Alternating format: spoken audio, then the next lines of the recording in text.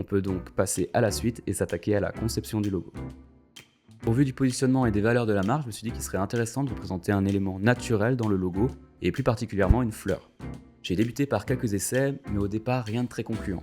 Du moins rien qui correspondait à l'image et à l'ambiance que je recherchais pour ce projet. Je me suis donc inspiré de ce que j'avais pu découvrir chez Ruby, et commencé à orienter mes recherches vers quelque chose de plus vintage et traditionnel.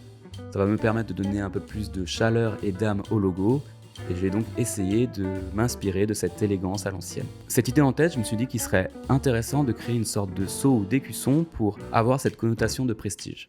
Pour garder tout de même un côté élégant et une dimension contemporaine, je me suis orienté vers un tracé filaire et fin pour donner un aspect léger à l'ensemble.